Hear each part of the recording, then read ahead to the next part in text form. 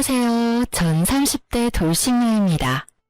전 저를 등에 업고 신분 상승을 꿈꾸던 전 남편놈과 사기꾼 덕분에 빨리 이혼할 수 있었는데요. 지금 생각해도 기가 막힌 이야기를 여러분과 나눠보고자 이렇게 사연을 보내게 되었습니다. 저와 남편은 같은 회사 동료였어요. 남편은 회사 내에서도 유명한 사람이었어요. 외모면 외모, 키, 성격, 업무 능력까지 두루 갖춘 남자였죠.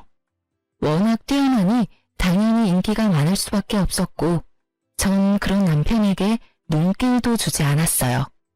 전 남편에 비해 보잘것없는 외모였기에 오르지 못할 나무를 볼 필요는 없다고 생각했어요. 하지만 남편은 자신에게 관심이 없는 제가 더 눈에 들어왔다며 저의 근처에서 서성이기 시작했어요. 처음엔 왜 저러나 싶었죠. 주변에 남편 좋다는 여자가 한둘이 아닐 텐데 하필 저에게 관심을 보이니까요. 전 적당히 무시하며 지냈고 남편은 생각보다 끈질겼습니다. 제게 관심을 보이는 기간이 길어지자 다른 여자 동료들도 저에게 관심을 보이고 저에겐 수군거림이 따라다녔죠. 저 여자야, 저 여자. 민수 씨가 저 여자 좋아한대. 뭐? 정말이야? 왜? 못생겼잖아. 같은 팀원들 말로는 성격이 밝고 구김이 없다고 하더라고. 민수 씨는 외모 말고 성격 보는가 보지. 그래도 얼굴이 좀 많이 아니지 않아? 이런 수군거림이요. 전 제가 예쁜 편이 아니란 걸 알고 있었기에 그 정도 수위의 대화는 대수롭지 않았지만 저에게 쏠리는 관심 자체가 불편했어요. 그래서 남편에게 한마디 해야겠다 싶었죠. 저기 민수 씨, 요즘 저한테 왜 그러세요? 왜 자꾸 제 주변을 서성이시냐고요. 민수 씨가 계속 그러시니까 사람들이 자꾸 수군거리잖아요. 저 불편해요. 그 생각까진 못했는데 죄송해요. 그런데 수군거리는 게 문제면 그냥 저랑 만나주시면 되잖아요. 그러면 다들 축하해 줄 텐데요. 네? 저랑 사귀자고요. 저 은혜 씨 좋아합니다. 진지하게 만나보고 싶어요. 왜 하필 저예요? 제가 딱히 민수 씨한테 관심을 보인 것도 아닌데요. 민수 씨 인기 많잖아요. 주변에 민수 씨 좋아하는 여자가 한둘이 아닌데 저한테 이러시는 게 사실 이해가 되지 않네요. 그런 점이 좋았습니다. 사실 말씀하시다시피 제 주변에 여자 많죠. 많은데 단 한 번도 눈길이 간 적이 없었습니다. 그런데 은혜 씨는 달랐어요. 저한테 눈길 한 번 주신 적이 없었는데 제 눈길이 계속 은혜 씨를 쫓고 있더군요. 제 마음이 이렇습니다. 생각보다 은혜 씨를 많이 좋아하고 있어요. 그러니 제 마음 좀 받아주시면 안 될까요? 참 웃긴 일이었어요. 전 사실 잘생긴 사람보다 저와 유머 코드가 맞는 남자를 좋아했거든요. 그런데 남편이 고백하는 순간 얼굴에 후광이 비치더니 저도 모르게 좋아요라고 대답해버린 거 있죠? 이렇게 남편과 전 연인 사이가 되었어요. 하여튼 저와 남편은 1년 넘게 연애를 하다 2년이 가까워지던 때 결혼을 했어요. 소위 인물값 한다고들 하던데 남편은 전혀 그렇지 않았어요. 잘난 척은커녕 겸손히 몸에 밴 사람처럼 참 따뜻하고 다정했죠. 그런 남편을 보며 결혼 결심까지 하게 되었던 것이고요. 꽤 부유했던 친정과는 달리 시댁은 넉넉한 살림은 아니었어요. 그래서 저희가 결혼을 알렸을 당시 주변에선 친정 재산 보고 접근한 거 아니냐는 말이 나오곤 했지만 정확히 반반 결혼을 하며 그 말들을 쏙 들어가게 했죠. 물론 남편이 권했고요. 자기야, 내가 지불해서 가면 좋겠지만 자기도 알다시피 내가 모은 돈도 그렇게까지 많진 않고 집에서도 도와줄 형편이 안 돼. 그래서 하는 말인데 우리 반반 결혼 어때? 반반 결혼? 좋지. 사실 부모님께서 집 해주신다고 했는데 난 도움받기 싫어서 좀 고민스러웠거든. 아, 뭐? 그건 절대 안 되지. 나도 반대야. 우리가 돈을 못 버는 것도 아니고. 사실 지금 당신한테 반반으로 하자는 것도 나 너무 미안해. 반반하는 게 뭐가 미안해. 그럼 우리 양쪽 집 도움 받지 말고 우리 힘으로 해결하자. 이해해줘서 고마워. 이렇게 저희는 돈을 합쳐 집을 마련하고 혼수도 마련했어요. 물론 대출도 조금 받았어요. 워낙 적은 금액이라 대출은 금방 갚을 수 있었죠. 결혼 생활은 행복했어요. 남편은 집안일도 나서서 함께했고 전혀 싸울 일이 없었어요. 다만 문제가 있다면 정확히는 어머님이 문제였어요. 저희는 공동 생활비를 제외하고 각자 돈 관리를 했기에 양가 부모님의 용돈은 각자 알아서 주기로 합의를 봤어요. 하지만 어머님은 남편이 드리는 용돈이 만족스럽지 않으신지 저에게 연락을 하셔 돈을 요구하는 일이 생겨났습니다. 돈만 요구하면 다행이었죠. 그날은 더 과한 요구를 하더라고요. 아가, 바쁘니? 통화할 수 있니? 네, 어머님. 말씀하세요. 무슨 일 있으세요? 다름이 아니라 입을 옷이 하나도 없어서 주말에 백화점 가려고 그러는데 네 카드 좀 다오. 네? 제 카드요? 그래, 네 카드. 네 카드로 옷 좀 사야겠다. 왜? 싫으냐? 싫다기보단 그이도 그렇고 저도 그렇고 용돈 드렸잖아요. 적은 돈이 아닌데 용돈은 어쩌시고 또 카드를 달라고 하시니 제가 좀 당황스러워서요. 누가 들으면 몇백만 원은 주운 줄 알겠다. 고작 100만 원 가지고 누구 코에 붙이라고? 어머님, 고작이라뇨. 저희도 100만 원으로 충분히 생활해요. 더구나 어머님은 혼자신데 그게 부족하시다뇨. 혼자면 생활비 적게 쓴다는 법이라도 있니? 그리고 내가 이런 말까진 안 하려고 했는데 말이 나왔으니까 하나. 네가 그 완벽한 내 아들이랑 살 수 있는 게 다 누구 덕분인 것 같니? 다 내가 잘 낳고 잘 키운 덕분 아니겠니? 그런 나한테 현금 다발을 가져다 바쳐도 모자랄 판국에 그깟 카드 한 장 주는 게 그렇게 아깝니? 너도 참 뻔뻔하다 얘. 진짜 뻔뻔한 게 누군데 그런 말을 하는지. 그리고 돈 100만 원이 작나요? 참 진짜 기가 막히더라고요. 전 어머님의 황당한 요구에 할 말을 잃었고 때마침 옆에서 듣고 있던 남편이 제 휴대전화를 빼앗아 갔어요. 미간을 잔뜩 구긴 것이 화가 제대로 난 듯 했어요. 엄마, 이게 뭐하는 짓이야? 이 사람한테 카드 맡겨놨어? 왜 이 사람한테 카드를 달래? 그리고 은혜한테도 용돈 받고 있었어? 아니, 그게 아니라 아들. 나는 괜찮다고 하는데 은혜가 챙겨줘서 하는 수 없이 받았어. 나 정말 괜찮다고 했어.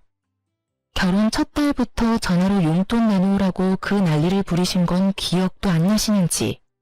참 태연스럽게도 거짓말을 하시더라고요.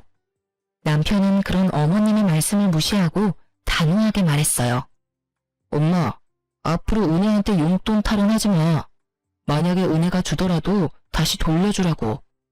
당연히 이번 주말에 카드도 없으니까 그런 줄 알고 끊어. 그리고 다시 은혜한테 이런 일로 전화하지 마. 한 번만 더 이런 일 있으면 명절에도 집에 가는 일은 없을 테니 그런 줄 알아. 그러고선 전화를 딱 끊는데 어머님께는 죄송하지만 참 든든하더라고요. 주변에 우려하는 반대로 남편은 친정 돈은커녕 제 돈마저도 탐내지 않았어요. 그 후론 어머님의 돈 요구는 사라졌지만 틈만 나면 전화하셔서 시댁으로 부르시기 시작했습니다. 평일엔 일을 해야 하니 변명거리라도 있었지만 주말엔 꼼짝없이 가야만 했어요. 그것도 2번 갔을까요? 제가 너무 피곤해하자 남편이 중간에 나서서 앞으로는 주말에도 부르지 말라고 못 박아준 덕분에 시댁 방문도 하지 않게 되었죠. 정말 든든하더라고요. 남의 편이라 남편이라고들 하던데 저희 남편은 온전한 제 편이었어요. 전 그런 남편을 믿고 의지했죠. 그렇게 전 남편과 행복할 거라 생각했어요. 우리 부부의 앞날은 밝을 거라 믿어 의심치 않았습니다. 하지만 예기치 못한 일은 갑자기 일어났고 남편의 추악한 민낯이 드러났어요. 그 사건의 시작은 친정아빠가 사기를 당하면서 시작되었습니다. 아빠는 사업 확장을 위해 새로운 사업에 무리해서 투자를 진행했고 그 큰돈을 그만 다 허공에 날리고야 말았습니다. 네, 사기를 당하신 거였어요. 사기꾼은 투자금을 가지고 잠적을 해버렸고 아빠 회사는 크게 휘청하며 부도 위기까지 가게 되었습니다. 그 큰 돈이 투자금으로 확정될 때까지 몇 번의 확인 절차가 있었는데도 불구하고 일이 안 되려고 하니 어떻게 해도 막을 수가 없더군요. 친정의 가세는 무섭게 기울기 시작했고 남편도 자연스럽게 알게 되었죠. 그 후 남편은 저를 대하는 태도가 확 바뀌더군요. 어쩜 사람이 그렇게 변할 수 있는지. 제가 알던 다정하고 오로지 제 편이던 남편은 온데간데 없이 사라지고 멋씹은 표정으로 폭언만을 일삼는 쓰레기가 되어 있었습니다. 야, 될 수 있으면 아침엔 겸상 좀 안 하면 안 되냐? 어? 자기야, 그게 무슨 말이야? 네 얼굴이 너무 못생겨서 아침 먹다가 토할 것 같아서 그래. 그리고 그 자기 소리도 좀 그만해. 자기는 무슨... 내가 뭐 실수한 거라도 있어? 갑자기 왜 그래? 혹시나 내가 실수한 게 있다고 하더라도 지금 말은 너무 심하잖아. 심한 건 네 얼굴이랑 몸매고 얼굴은 뭐 어떻게든 가리면 된다고 쳐도 그 몸은 진짜 심하다고 생각 안 해? 넌 어떻게 그 몸으로 삼시세끼를 다 챙겨 먹을 수 있냐? 뭐? 진짜 말 다 했어? 아니, 아직 할 말 무진장 많은데 아침부터 네 얼굴 너무 많이 봤더니 속이 너무 안 좋네. 나머지 할 말은 카톡으로 할 테니 확인해봐. 남편은 헛구역질을 하며 자리를 떠났고 전 갑작스럽게 변한 남편의 모습에 한참을 멍하니 있었어요. 그 순간 휴대전화가 쉬지 않고 울렸고 휴대전화를 확인한 저는 믿기지 않는 현실에 눈물을 쏟았습니다. 휴대전화엔 남편이 보낸 카톡이 쉬지 않고 오고 있었는데 그 내용의 대부분은 제 외모를 비하하는 내용들이었어요. 그걸 보고 있는데 정말 내가 알던 제 남편이 맞나 싶더라고요. 저요, 사연 처음에 말씀드렸다시피 제가 예쁘지 않은 건 누구보다 잘 알고 있어요. 하지만 남편이 말하는 것처럼 그렇게 보지 못할 정도는 아니라고 생각하고 살았습니다. 객관적으로 평가해도 그렇고요. 돈도 있는 집에서 왜 진작 성형수술을 안 했나 하고 생각하실 수도 있겠지만 전 굳이 할 필요성을 못 느꼈을 뿐더러 그렇게까지 할 정도로 못나진 않다고 생각했어요. 예쁘진 않지만 그렇다고 못 볼 정도는 아니다. 딱 이 정도요. 그리고 몸무게도 그래요. 저 키 168cm에 몸무게 65kg입니다. 보통보단 통통하긴 하지만 그렇게 뚱뚱하진 않아요. 전 제 나름대로 제 외모에 만족하며 살아왔는데 갑자기 외모에 관한 폭언을 폭탄 수준으로 들으니 자신감이 급격하게 떨어지더군요. 그것도 내 편이라 믿고 의지했던 남편이 그랬으니 그 위력은 더욱 대단했습니다. 남편의 갑작스러운 변화는 폭언뿐만이 아니었어요. 퇴근 시간이 점점 늦어지더니 심지어 외박까지 하는 날도 잦아지더라고요. 저흰 같은 회사인데도 불구하고 회사 내에서도 남편 얼굴 보는 것이 힘들 정도로 남편은 저를 피해 다녔습니다. 거기에다 든든한 방패막이 되어주던 남편이 사라지니 어머님의 횡포가 날로 심해지더군요. 예, 너 당장 집으로 좀 오거라. 네? 지금요? 어머님, 저 회사예요. 일하는 게 큰 벼슬이지 벼슬이야. 그깟 회사 조퇴를 하든 사표를 내든 그건 네가 알아서 하고 집에 와서 손빨래 좀 해. 세탁기가 고장이 나서 빨랫감은 잔뜩 있는데 빨래를 못하고 있어. 어머님, 저 이제 출근한 지 1시간도 안 됐어요. 아니, 10시간이 됐다고 해도 빨래나 하자고 조퇴나 사표까지 내고 갈 생각도 없고요. 뭐야? 잘난 것도 하나 없는 년이 어디서 시어미가 오라는데 간다 만다 말대꾸야? 너 진짜 이혼이라도 당하고 싶은 게야? 회사에 일하는 중이라 시댁에 손빨래하러 못 가는 것이 이혼 사유가 된다면 해야죠. 이혼. 그럼 어머니, 저는 맡은 업무가 바빠서 그만 끊을게요. 그렇게 전화를 끊어버린 전 휴대전화 전원을 꺼버렸습니다. 이혼이라니 다시 생각해도 헛웃음만 나오더라고요. 갑자기 변한 남편의 다시 시작된 신호의 시집살이. 두 사람의 폭언과 구박에 외모 콤플렉스라고는 없던 전 점점 자존감뿐 아니라 사람들의 시선조차 무서워지더라고요. 누가 뒤에서 무슨 소리를 하든지 간에 상관하지 않던 저인데 그런 저는 사라지고 없었습니다. 결국 전 회사를 쉬기로 하고 온종일 집에서만 생활하기 시작했습니다. 거울도 잘 보지 않게 되더군요. 제 얼굴이 진짜 괴물처럼 느껴졌으니까요. 그러던 어느 날 남편은 술에 잔뜩 취해 집으로 들어왔어요. 고주망태가 된 남편은 저에게 저와 왜 결혼까지 했는지 친히 알려주기 시작했어요. 어머 여보, 왜 이렇게 취했어? 여보? 아, 내가 너랑 결혼했지? 아휴, 내가 미쳤지. 얼굴은 못생겨도 돈은 많으니 손해보는 장사는 아니다 싶어서 눈 딱 감고 결혼했더니 뭐? 집이 망해? 사기를 당했다고? 사기는 나도 당했다 이거야. 내 인생 어떻게 할 거야? 집도 쫄딱 망해, 얼굴도 못생겼어. 몸매는 더 최악이야. 뭐 하나 볼 게 있어야 너 같은 년이랑 같이 살 수 있을 거 아니야. 지금 이혼해도 땡전 한 푼 못 건지니 이혼도 못해. 아, 이 일을 어떻게 할 거냐고. 이게 다 무슨 소리야? 그럼 당신 우리 집 재산 때문에 나랑 결혼했다, 이 말이야? 그럼 내가 너랑 왜 결혼했겠냐? 다 돈 때문이지. 박대리 그 새끼가 너희 집 돈 졸라 많다고 하길래 좀 알아보니까 진짜로 많더라고. 그래서 머리 좀 썼지. 와, 네 옆에서 알짱거리는 거 진짜 힘들었다. 오래 여자라고 튕길 땐 진짜 돈이고 뭐고 다 때려치우고 싶은 거 겨우 참았다고. 알아? 내가 그 역겨운 과정을 다 이겨내고 결혼까지 했는데 왜 하필 지금 망하냐고. 나한테 적어도 작은 사업체 정도는 떼주고 망했어야지. 지금 그걸 말이라고 해? 어떻게 그런 말을 할 수가 있어? 그런 말을 할 수가 있지. 내가 오죽하면 이러겠어? 이 집도 그래. 내가 너 안심시키려고 있는 돈 없는 돈 싹싹 끌어모아서 이 집 살 때 보탠 거야. 이럴 줄 알았으면 그때 집 사준다고 할 때 받았지. 내가 미쳤다고 대출까지 내서 돈 보탰겠어? 그래요.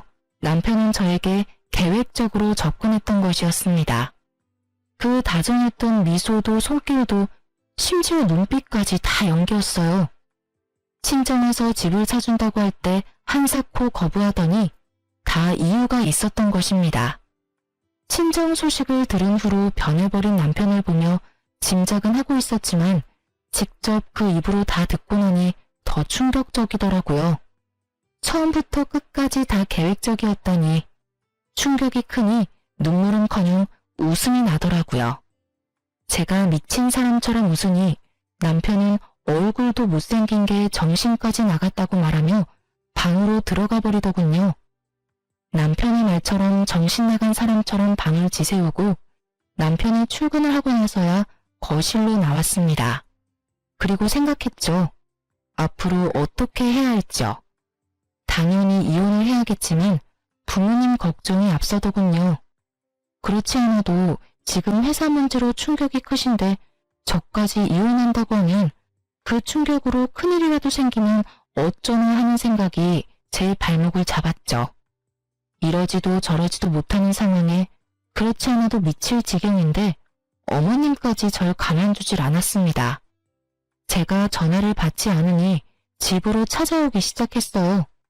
자기 집 마냥 자연스럽게 비밀번호를 누르고 들어와서 온 집안을 헤집고 다니는 것은 기본이고 때 되면 밥 타령에 간식 타령, 심지어 욕조에 물까지 받으라며 목욕 수발까지 들게 하더군요. 날마다 심해지던 시집살이는 결국 본색을 드러냈습니다. 여느 날과 같이 자연스럽게 비밀번호를 누르고 들어온 어머님은 저를 부르더군요. 예, 여기 좀 앉아봐라. 전 크게 한숨을 쉬며 어머님 앞에 앉았고 그런 저를 보며 어머님은 혀를 차시더라고요. 그렇게 한숨이나 퍽퍽 쉬니 집이 안 망하고 백이니? 그런 말씀하시려고 저보고 와보라고 하신 거예요? 그러면 나도 본론만 말하마. 이 집 명의 공동명의라고 들었다. 그게 말이나 되니? 말이 안 될 건 없죠. 그 일은 저랑 정확히 반반씩 내서 집도 마련하고 대출금도 갚았으니 공동명의가 당연한 거 아닌가요? 그건 너희 집이 망하기 전에나 말이 되는 이야기였고 지금은 너희 집이 쫄딱 망하지 않았니? 이제 내 아들에게 물려주거나 해줄 수 있는 재산이 전혀 없는데 이 집이 공동명의인 건 당연히 말도 안 되는 거야. 당장 내 아들 명의로 바꾸거라. 네 집에서 내 아들한테 재산 한 푼 못 주는 대신 집이라도 내 아들 명의로 돌리란 이 말이야. 여러분은 이 말이 이해되시나요? 친정 재산을 남편에게 못 물려주니 함께 마련한 아파트 명의를 친정 재산을 대신하여 남편의 명의로 바꾸라니. 전 도대체가 기억부터 시작해서 희읍까지 이해되는 말이 없더군요. 이해되는 말이 없으니 대답조차 못하고 있자 어머님은 작정하고 오셨는지 더 황당한 말을 하더군요. 명의 바꾸는 대로 이 집에서도 나가. 난 더 이상 너 같은 애랑 내 아들이랑 같이 사는 꼴 보기 싫으니 말이다. 그러니까 집도 주고 이혼도 해라. 이 말씀이세요? 얼굴은 그따위로 생겼어도 머리는 좋은가 보구나. 하긴 그 얼굴로 살려면 머리라도 똑똑해야 하겠지. 어머님, 무슨 말씀을 그런 식으로 하세요? 왜? 내가 틀린 말 했니? 내가 이제 와서 하는 말이지만 너 처음 봤을 때 깜짝 놀랐다. 어떻게 그런 얼굴로 우리 민수랑 결혼 마음을 먹을 수가 있는지. 그나마 집에 돈이라도 많다고 하길래 눈 꼭 감고 받아줬더니 우리 아들 앞길에 꽃은커녕 재나 뿌리고 있으니 어머님, 제가 그의 앞길에 무슨 재를 뿌렸다고 그러세요? 집이 쫄딱 망했잖니. 부도 직전이라며. 그러다 부도라도 나면 길거리나 앉을 텐데 그때 이 집에 와서 같이 사니마니 하는 꼴 나는 못 본다. 그러니까 집 명의도 당장 바꾸고 이혼해서 이 집에서 나가렴. 무슨 악담을 그렇게 하세요? 그리고 왜 어머님께서 저희가 이혼할지 말지를 걱정하세요? 내가 네 남편 엄마인데 결정 못할 건 또 뭐니? 하여튼 내 말대로 한다는 걸로 알고 가볼 테니 더는 긴 말하지 말거라. 끝까지 제 속을 다 헤집어놓은 시모는 제가 뭐라 답하기도 전에 집을 나가버리셨습니다. 무슨 이런 경우가 다 있나 싶더라고요. 저에게 한 폭언 증거만 다 모아도 위자료는 제가 받아야 할 판국인데 맨몸으로 집을 나가라뇨. 어머님의 말씀을 곱씹고 또 곱씹고 있는데 진동 소리가 들려왔어요. 전 휴대전화를 확인했고 제 휴대전화엔 아무것도 온 것이 없었습니다. 하지만 그 순간에도 진동 소리가 짧은 간격으로 계속 울리더군요. 전 진동 소리를 따라 몸을 움직였고 그곳엔 어머님의 휴대전화가 울리고 있었습니다. 화면에는 메시지가 오고 있더군요. 상대는 다름 아닌 남편이었고 보이는 내용만 봤을 뿐인데 가관이더라고요. 그러니까 엄마 더 가혹하게 구박하란 말이야. 더럽게 치사해서라도 다 포기하고 나가도록. 단번에 알 수 있었죠. 어머님을 뒤에서 조종하는 이가 남편이라는 것을요. 전 이제 더는 받을 충격도 없다는 생각이 들었고 어머님의 휴대전화를 확인했어요. 무엇을 보게 되든 지금보다 더 충격적일 순 없다는 생각이 들었죠. 하지만 제 남편은 제 생각보다 더 심각하게 인간 이하였습니다. 문자 메시지 하면 온갖 치졸한 대화들이 많았는데 그중 가장 충격적인 것이 저희 집에 오시기 바로 직전 나눈 대화였어요. 거기엔 남편의 긴 장문의 문자가 있었는데 그 내용은 저에게 더 큰 충격을 주기에 모자람이 없었죠. 엄마, 사실은 내가 여자가 생겼어. 이 여자도 엄청난 부자인 것 같더라고. 친정도 잘 사는데 이 여자도 능력이 좋아. 망할 일도 없어 보이고 심지어 얼굴도 엄청 예쁘다고. 나도 이제 그 매주 같은 얼굴 말고 예쁜 여자랑 살고 싶어. 지금 만나는 여자는 나 유부남인 것도 몰라서 빨리 이혼하고 서류 정리해야 한단 말이야. 집도 있다고 해놔서 집 명의도 내 명의로 빨리 바꿔야 한다고. 남편의 장문 문자도 충분히 화가 나고도 남는데 문자를 쓰지 못하는 어머님의 이응, 단 한 글자뿐인 답장에 제 분노가 폭발해버렸습니다. 몸이 떨리는 건 물론 이까지 드르륵 갈리며 이 두 인간을 갈아 마셔도 화가 풀리지 않을 것만 같았습니다. 전 곧 휴대전화를 가지러 오실 어머님과 마주했다간 복수는 시작도 못하고 끝날 것만 같아 일단 집 밖으로 나와버렸습니다. 그리고 복수만 생각하며 걷고 또 걸었어요. 그렇게 걷다 전 어느 순간 정신을 잃고 쓰러졌고 눈을 떠보니 응급실이더군요. 환자분, 이제 정신이 드세요? 영양실조로 쓰러지셨어요. 휴대전화로 남편분한테 전화드렸는데 병원이라고 하니 그냥 끊어버리시더라고요. 보이스피싱으로 아시는 건지 그 뒤로는 전화도 안 받으시고요. 영양제 다 맞으시고 처방 좀 받으셔서 가시면 되는데 혼자 가실 수 있겠어요? 간호사분의 말을 듣고 있는데 그제야 눈물이 났어요. 모든 것이 현실이었고 제가 맞이한 현실은 가혹하더군요. 그렇게 한바탕 눈물을 쏟아낸 저는 줄어드는 영양제를 보며 복수를 계획했습니다. 막상 복수를 계획하면서도 막막했는데 이런 저를 하늘에서도 돕는지 친정에서 좋은 소식이 들려왔습니다. 투자금을 들고 잠적했던 사기꾼을 잡았다는 소식이었습니다. 심지어 그 사기꾼은 돈을 빼돌리지 못해 돈까지 다 찾았다고 하더군요. 그 소식을 듣는데 하늘을 보며 감사하다고 몇 번을 외쳤는지 몰라요. 울기도 많이 울었고요. 이제 남은 것은 복수를 시작하는 것뿐이었습니다. 전 일단 부모님께 모든 사실을 알렸습니다. 모든 사실을 아신 부모님은 크게 분노하시며 남편을 가만두지 않겠다고 난리가 나셨지만 전 제가 알아서 복수할 수 있다며 부모님을 진정시켰어요. 그러면서 한 가지 부탁을 드렸어요. 남편에게 전화해 사기꾼을 잡았다고 한마디만 해달라고요. 아빠는 끓어오르는 화를 누르시고 그렇게 하겠다고 하셨고요. 전 집으로 돌아왔고 남편 놈이 들어오기까지 기다렸어요. 아빠와 통화를 했는지 12시가 넘어야 들어오던 놈이 일찍도 들어오더군요. 여보, 나왔어. 아무 일도 아무 짓도 한 적 없다는 듯 절 여보라고 부르는 남편 놈을 보는데 온몸에 소름이 쫙 돋아서 혼났습니다. 저 정도면 정말 연기대상감이란 생각밖에 들지 않더군요. 민망한 기색도 미안하다는 말 한마디도 없이 제 곁에 붙어 앉아 아양을 떨어대던 남편은 저를 살며시 안았고 남편의 손길이 닿음과 동시에 전 반사적으로 남편 놈을 확 밀쳐내버렸어요. 분위기는 한순간에 싸해졌죠. 당신 지금 나 밀친 거야? 설마 내가 요즘 장난 좀 쳤다고 하는 거야? 다 장난이잖아. 내 눈엔 당신이 제일 예쁘다는 거 당신이 더 잘 알잖아. 그럼 알고 말고.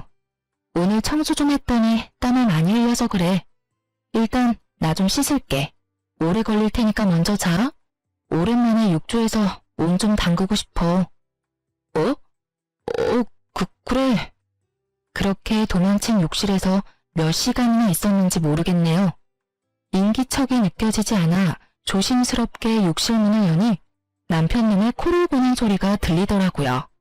저를 기다리다 잠이 든 것인지 소파에서 자고 있는 남편을 뒤로 한 채 안방으로 들어가 버렸어요. 다행스럽게도 남편은 아침이 올 때까지 깨지 않았고 전 편하게 안방에서 잠을 잘 수 있었네요. 다음날부턴 정말 정신없이 시간을 보냈습니다. 남편의 휴대전화에는 잠금이 걸려 있었고 전 그 잠금을 풀지 못했죠. 결국 흥신소를 통해 상간녀의 정보와 외도 증거를 받을 수 있었어요. 전 상간녀에게 당신이 만나고 있는 남자는 내 남편이고 당신을 속이고 당신과 바람을 피우고 있다고 알려줬습니다. 그 여자 제가 미친 여자라도 되는 양 고래고래 소리를 지르고 끊길래 저희 결혼사진과 함께 등본까지 보내줬더니 다시 전화가 오더군요. 그러면 정말 그 인간이 유부남이란 말씀인가요? 전 정말 몰랐어요. 정말이에요. 네, 알고 있어요. 모르고 만나신 거. 그쪽 탓하고 싶은 마음은 없어요. 그저 더 더 큰 피해를 당하기 전에 말씀드려야 할 것 같아서 연락드린 거예요. 정말 죄송하고 감사합니다. 덕분에 쓰레기를 걸을 수 있게 됐네요. 어떻게 멀쩡한 얼굴에 그런 거짓말을 한다니 정말 무섭네요. 그러니까요. 저한테 그랬듯이 그쪽한테 접근한 것도 다 계획적이었을 거예요. 시댁에 돈 있는 게 자기가 가진 단 하나의 오점이라고 생각하는 인간이라 돈 있는 여자라면 물불 안 가리는 것 같았어요. 어쩐지 은근슬쩍 재산에 관심 보이길래 설마 하는 마음은 있었는데 정말 감사해요. 혹시 제가 도울 일이 있다면 도울게요. 그럼 한 가지만 부탁드려도 될까요? 그럼요. 그럼 그 인간이랑 아직은 헤어지지 말아주세요. 제가 연락드릴 테니 그때 헤어져 주세요. 네, 알겠어요. 당연히 제가 모든 사실을 알았던 건 비밀이겠죠? 네, 감사해요. 그럼 힘드시겠지만 연기 부탁드려요. 그렇게 상간녀와 전 동맹을 맺었고 저의 계획은 척척 진행되고 있었어요. 그 사이 남편은 저와 상간녀 사이에서 고민하는 것이 보이더라고요. 하지만 상간녀가 결혼에 대한 관심을 보이지 않자 저에게 더 정성을 쏟기 시작했어요. 남편도 어머님도 저를 이용하기가 가장 쉽다는 것을 다시 깨달은 것인지 지극정성도 그런 지극정성이 없었어요. 어머님은 아가 하시며 갖은 음식을 해오시는 것도 모자라 집까지 청소해 주셨고요. 남편놈은 꽃과 보석을 사오며 선물 공세를 하기 시작하더군요. 그래도 제 반응이 좋지 않자 정말 큰일 났다 싶었는지 제 마음을 돌리고자 있는 돈 없는 돈에 대출까지 받아 보탰던 저희 신혼집도 공동명의에서 제 명의로 바꿔주더라고요. 제 이름이 적힌 등기 필증을 내밀며 용서를 구하는데 정말이지 눈물 없인 볼 수 없는 연기였어요. 여보, 내가 진짜 미안해. 그동안 섭섭했지? 그건 다 내 진심이 아니었어. 여러 가지 힘든 일이 좀 있었는데 워낙 당신을 믿고 의지하다 보니까 나도 모르게 편해져서 당신한테 화풀이 했던 것 같아. 앞으로 절대 그런 일 없을 거야. 맹세해. 그리고 이건 별거 아닌데 집 문서야. 이렇게 해서라도 내 마음이 진심이란 걸 보여주고 싶었어. 나 좀 용서해주면 안 될까? 여보, 이렇게까지 하지 않아도 되는데 당신 정말 반성하고 있구나? 그럼 나 진짜 반성 많이 했어. 그리고 얼마나 후회했는지 몰라. 나 용서해 줄 거야? 부부 사이의 용서는 무슨? 이미 다 풀었지. 전 남편에게 감동한 척을 하며 남편 못지않은 연기를 펼쳤고 남편은 이제 다 됐다고 생각했는지 얼굴에 화색이 돌았어요. 전 그런 남편에게 더 큰 희망을 심어주기로 했어요. 참, 여보, 혹시 지금 다니는 회사 그만두고 우리 아빠 회사로 들어가서 일 배워보는 건 어때? 이번에 그런 일도 있었고 아무래도 회사의 가족이 중요한 일을 맡을 필요가 있는 것 같아서. 자식이라곤 나 하나뿐인데 당신도 알다시피 난 회사 일에 관심도 없고 그럼 남는 건 당신뿐이잖아. 정말? 정말이야? 나 장인어른 회사에서 일 배울 수 있는 거야? 당신만 괜찮다면? 그렇지 않아도 아빠가 진작에 말씀하셨는데 그동안 우리 사이가 좀 그랬잖아. 그래서 말 못하고 있었지. 자리도 진작 만들어두신 것 같더라고. 자리까지 마련해두셨다고? 그러면 당장 내일이라도 사표 내지 뭐. 그래, 그러면 내가 아빠한테 말해놓을게. 얼마나 좋아하던지. 어린애처럼 온 집을 누리며 방방 뛰는 남편놈을 보며 마음껏 좋아하라고 생각했네요. 그 기쁨도 오늘이 마지막일 테니까요. 드디어 결전의 날이 밝았고 남편님은 출근과 동시에 사표를 냈다며 연락이 왔어요. 전 준비한 서류를 챙겨 남편이 오길 기다렸습니다. 남편은 밝은 얼굴로 집으로 돌아왔고 전 그 티 없이 밝은 얼굴에 이혼을 통보했어요. 우리 이혼하자. 뭐? 뭘 하자고? 내가 잘못 들은 거지. 이혼이라니. 제대로 들은 거 맞아. 이혼해 우리. 갑자기 무슨 이혼이야. 어제 나 다 용서했다며. 그 말을 믿었어? 네가 나한테 한 짓이 있는데 용서가 그렇게 쉽게 될 거라 생각했더니 순진하다 해야 해, 멍청하다고 해야 해? 여보, 이러지 마. 나 절대 이혼 못해. 난 죽어도 이혼 못한다고. 방금 회사에 사표까지 냈는데 우리 이혼하면 나 어떻게 해? 남편은 제 다리를 붙잡고 매달리기 시작했고 전 준비해둔 이혼 서류와 함께 외도 증거들을 남편에게 건네주며 말했어요. 하기 싫어도 해야 할 거야. 증거가 이렇게 차고 넘치거든. 가지가지 했더라. 계획적으로 접근한 것도 모자라서 바람까지 피우고 계셨던데. 아, 질질 끌지 말고 이혼해 그냥. 소송으로 가봤자 너한테 불리할 뿐이니까. 이걸 어떻게... 어떻게긴 당신이 좋아하는 그 돈으로 못할 일이 있겠어? 돈이 참 좋긴 좋아. 돈만 주면 이런 증거쯤은 몇 시간 만에 내 손아귀에 턱턱 들어오니까 말이야. 다 오해야. 내 말 좀 들어봐. 그게 저 여자가 나 일방적으로 쫓아다녔어. 난 좋게 타이름이라 몇 번 만난 것뿐이고. 정말이야. 믿어줘. 참 비싼 밥 먹고 정성껏 개소리하고 있다. 넌 손잡고 포옹하면서 거절하니? 증거가 떡하니 있는데 끝까지 거짓말하는 꼴하고는. 그리고 일방적으로 쫓아다녀? 자기야 사랑해, 보고 싶다. 나 자기랑 결혼하고 싶어. 이거 전부 네가 보낸 건데? 이래도 여자 혼자 일방적인 거야? 내가 보기엔 네가 그 여자 쫓아다니는 걸로 보이는데? 끝까지 거짓말을 하던 남편은 제가 직접 증거를 나열해주자 그제야 입을 닫더군요. 할 말이 없었겠죠. 이렇게나 빼도 박도 못할 증거가 눈앞에 펼쳐지는 말이에요. 한참을 사진을 보던 남편은 사진을 갈기갈기 찍기 시작했어요. 사진이야 다시 뽑으면 그만인데 머리가 나쁜 것인지 생각이 없는 것인지 참 필사적으로도 찢더라고요. 너 생각보다 머리가 나쁘구나. 사진이야 다시 뽑으면 그만이야. 남편은 잠시 멈칫하더니 다시 저에게 빌기 시작하더군요. 여보, 진짜 내가 잘못했어. 내가 미쳤나봐. 내가 진짜 잘못했다니까. 당신 나 사랑하잖아. 당신 나 없이 살 수 있어? 내가 잘 아는데 당신 나 없이 못 살아. 상사병에 걸릴 수도 있다고. 내가 다 당신 생각해서 하는 말이니까 그냥 나 용서해주고 우리 행복하게 살자. 응? 이 미친 자신감은 어디서 나오는 건지. 넘쳐나는 자신감 하나는 부럽더군요.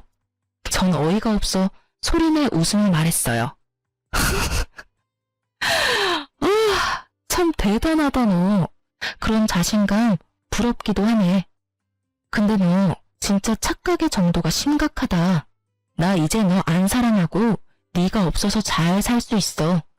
탕사병은 개뿔. 너랑 계속 살다가 화병으로 제명까지 못 살 것 같거든? 그러니까 제발 이혼해. 여보. 아참. 그리고 이혼하기 전에 짐부터 싸. 짐은 왜? 짐은 왜라니? 잊었어? 이 집 당신 손으로 직접 내 명의로 돌려줬잖아. 시세보다 조금 저렴하게 내놨더니 금방 팔렸지 뭐야? 내가 인심 써서 가정 가구는 당신 줄 테니까 그걸로 월세라도 얻어서 잘 살아. 그러면 법원에서 보자. 전 그대로 집을 나와버렸습니다. 정말 운이 좋았어요. 복수를 계획하며 내놓은 집이 타이밍 좋게 딱 팔려주었으니까요. 남편에게 말한 대로 시세보다 조금 싸게 내놓긴 했지만 전혀 아깝지 않았어요. 오히려 이득이었죠. 반만 투자한 집이 온전한 제 것이 되어 돌아왔으니까요. 남편은 생각보다 더 쉽게 저와 이혼해 주었고 전 성공적으로 복수에 성공하게 되었습니다. 저와 쉽게 이혼해준 전 남편의 행보는 뻔했고 전 상간녀에게 연락해 지금이라는 말을 전했어요. 지금이 헤어질 적기라는 뜻이었죠. 헤어질 날만 기다렸던 상간녀는 생각보다 더 잘해주었어요. 자신을 찾아온 전 남편에게 유부남이었던 거 다 알고 있다며 뺨도 날려주고 물도 뿌려줬다고 하더군요. 그러면서 사기죄로 고소하기 전에 썩 꺼지라는 말까지 했다고 해요. 전 남편은 자신이 저지른 잘못이 큰 걸 알고는 있는지 그대로 줄행랑을 쳤다고 하고요. 모르긴 몰라도 돈 많이 썼을 거예요. 처음부터 저한테 돈을 잘 쓰긴 했는데 제가 고가의 선물 같은 건 바란 적이 없었거든요. 그런데 속였다는 거 알고 난 뒤부턴 가방도 받아내고 목걸이, 반지 다 받아냈어요. 카드로 다 긁던데. 그 빚 언제 다 갚으려나 몰라요. 이러니 생각보다 더 잘해낸 거 틀림없죠. 제 작전보다 더 잘 끝나버린 복수에 두 발 뻗고 잘 자고 잘 지낸 저와는 달리 전 남편은 전혀 잘 지내지 못했는지 차마 눈뜨고 보지 못할 꼴로 몇 달 만에 저를 찾아왔습니다. 전 당시에 친정에 있었는데 부모님도 외출하고 계시지 않아 어쩔 수 없이 전 남편을 마주해야 했죠. 웬일이야? 나한테 더 할 말이 남았어? 여보? 진짜 여보 맞아? 당신 진짜 예쁘다. 진짜 진심이야. 저를 보며 놀라는 전 남편. 그럴 수밖에요. 전 이혼 후 회사에 다시 출근하며 다이어트를 시작했고 피나는 노력으로 다이어트에 성공했습니다. 얼굴 살도 많이 빠졌고 경락 마사지도 꾸준히 받았고요. 얼굴에 있던 점도 다 뺐는데 그 효과를 크게 봤어요. 고작 점만 뺐을 뿐인데 얼굴이 더 환해지더라고요. 이목구비도 더 또렷해지고 얼굴도 환해지니 제 얼굴도 꽤 예쁘더라고요. 얼굴이 예뻐지니 화장에도 관심이 생기고요. 그런 소리나 하려고 나 찾아온 거야? 아니, 몰라보게 변한 모습에 놀라서 그만. 여보, 내가 진짜 잘못했어. 그 여자랑도 완전히 헤어졌고 나 이제 진짜 당신뿐이야. 나 좀 받아주면 안 될까? 내가 진짜 한평생 당신만을 위해서 살게. 전 남편은 무릎까지 꿇고 그야말로 손이 발이 되게 빌기 시작했어요. 눈에 눈물까지 고이며 비는데 그 모습조차 역겨워 혼났네요. 전 불쌍한 척 눈물을 훔치는 남편의 꼴을 훑으며 말했어요. 있잖아, 잘 들어? 난 너같이 집도 가난하고 인물도 볼 것 없는 버러지랑은 다시 살 생각은 추호도 없어. 지금 네 얼굴을 마주하고 있는 이 순간에도 구역질이 날 것 같은데 어떻게 한 집에서 같이 살 수가 있겠어? 그러니까 제발 좀 꺼져주라. 응? 여보, 그러지 말고 예정을 생각해서 다시 한 번만 생각해보면 안 될까? 갈 때까지 간 전 남편은 끝까지 구질구질하게 굴었고 전 저를 붙잡고 늘어지는 전 남편의 손을 뿌리치며 말했습니다. 100만 번을 생각해도 예정은 없고 1000만 번을 생각해도 너랑은 이제 끝이야, 끝. 그러니까 부모님들 오시기 전에 당장 꺼져.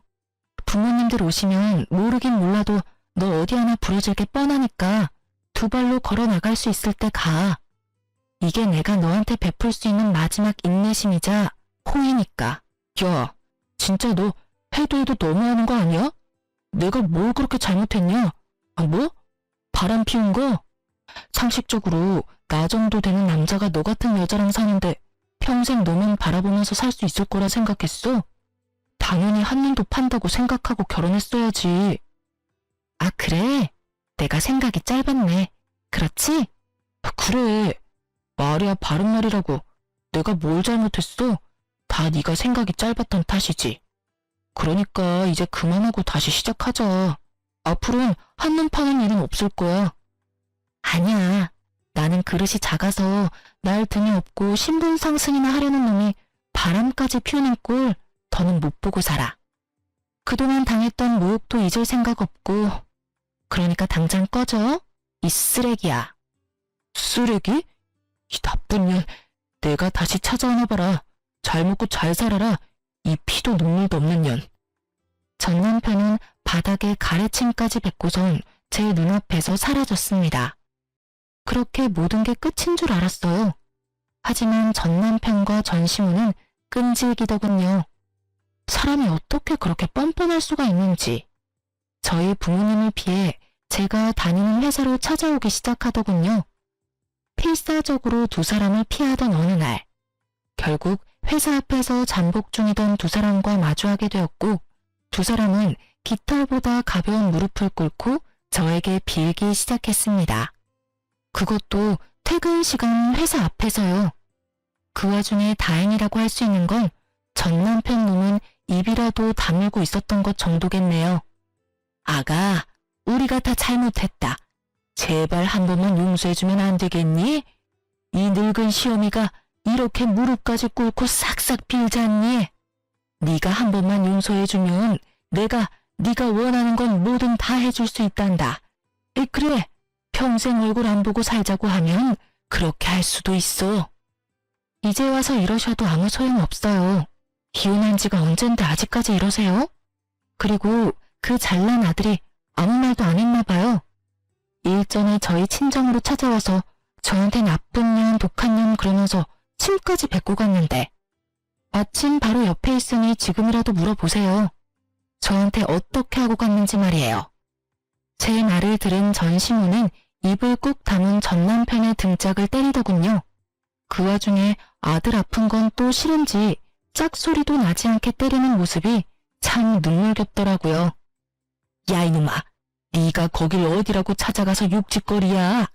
잘못했다고 석고대죄를 올려도 모자랄 판국에 네가 정신이 있어 없어? 한참을 마사지하듯 전 남편의 등을 두드리던 전시무는 제 눈치를 살피며 다시 싹싹 빌었습니다. 아가, 봤지? 내가 이렇게까지 했으니 이 녀석도 정신 차릴 것이야. 그러니까 네가 아량을 좀 베풀어주면 안 되겠니? 안 되겠는데요. 제가 왜요? 볼 거 하나 없는 집안에 꼬장꼬장한 시어머님, 거기에다 거지근성으로 가득 찬 이놈까지. 제가 미쳤다고 아량까지 베풀면서 인생 망치는 길을 또 가겠어요? 뭐야?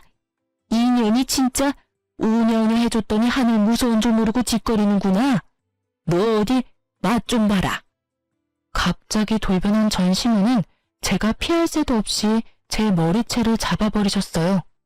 전 너무 당황한 나머지 머리채를 잡힌 채 아무 저항도 하지 못했고 때마침 그 자리에 있던 저와 친한 동료가 달려와 전시무를 제지시켜 주었어요.